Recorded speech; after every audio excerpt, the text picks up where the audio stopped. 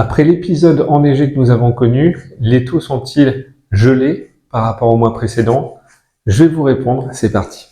Bonjour, j'espère que vous allez bien. Aujourd'hui, on va se focaliser sur l'évolution des taux d'intérêt et d'emprunt immobilier du mois de janvier. Mais avant d'en parler, je voulais qu'on évoque quand même un point important, ce qui sert d'indice de référence pour les banques afin qu'elles puissent ajuster leur taux d'emprunt. Il s'agit des fameux OAT 10 ans. Alors, comme vous le savez, ils évoluent tous les mois, voire même tous les jours. Là, on va se focaliser, voici le graphique, sur le mois précédent. C'est vraiment très important de regarder ça ensemble.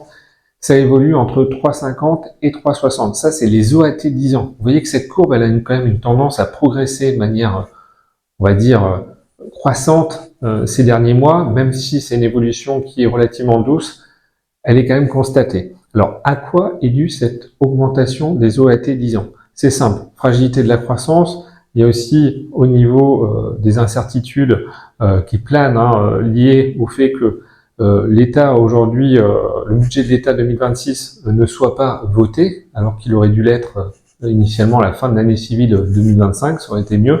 Mais bon, c'est comme ça, donc ça laisse planer des incertitudes fiscales, économiques, et aussi un contexte géopolitique qui est relativement tendu. Alors, comme vous avez pu le constater, la hausse des OAT aura une répercussion directe, clairement, sur les taux d'emprunt immobilier. Donc, les voici, ils vont défiler juste à côté de moi sur des durées de 25, 20 et 15 ans, comme d'habitude. Bon, le constat, c'est que les OAT augmentent une fois de plus, comme je l'avais dit, entre 3,50 et 3,60, donc forcément, derrière, il y a des répercussions sur les taux d'intérêt d'emprunt immobilier. Globalement, 0,10% d'augmentation, clairement, sur quasi toutes les banques. Clairement, quasiment toutes les banques. Il y a une banque ou deux qui ont décidé de stabiliser, entre guillemets, leur taux d'intérêt, mais elles étaient dans le ventre mou, entre guillemets, donc il n'y a pas un impact aujourd'hui réel. Par contre, il y a deux éléments majeurs qui ont véritablement, à mon sens, un impact aujourd'hui.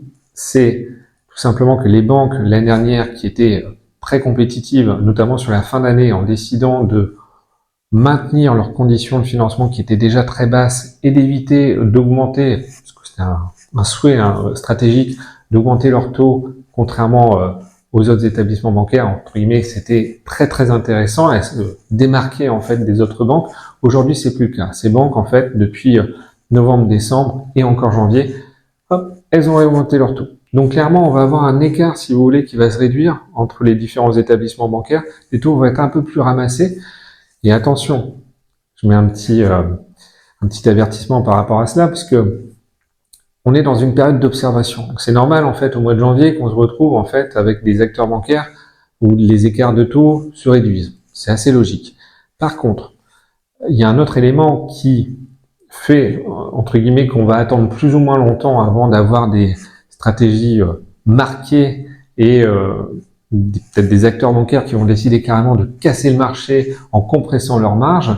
Ce délai, en fait, on ne le connaît pas aujourd'hui, puisque il va dépendre essentiellement, finalement, du budget de l'État 2026 qui va être voté. Donc, plus ce budget va être voté rapidement, plus les banques, justement, auront tendance à directement valider leur stratégie et adopter une posture plus concurrentielle, en fait, tout simplement entre elles.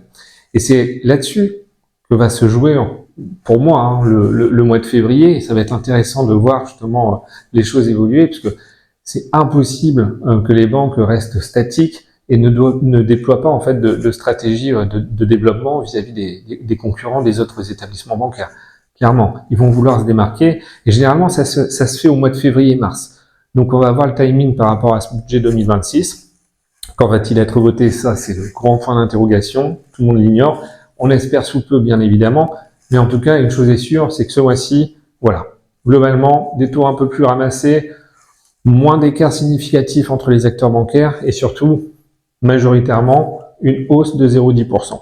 Voilà ce qu'on peut dire clairement sur le mois de janvier 2026. Donc pour conclure, si vous avez un projet immobilier et que vous souhaitez déjà d'une connaître votre capacité d'emprunt et de deux obtenir les meilleures conditions de financement, c'est simple, mes coordonnées s'affichent juste ici, vous me contactez, donc soit par téléphone, vous me faites un mail ou tout simplement vous postez en commentaire vos questions, j'y répondrai. Le but c'est que vous ne restiez pas avec vos interrogations mais que vous puissiez directement avoir les éléments de réponse qui vous permettent en fait de valider votre projet immobilier et tout ça en étant accompagné bien évidemment de A à Z.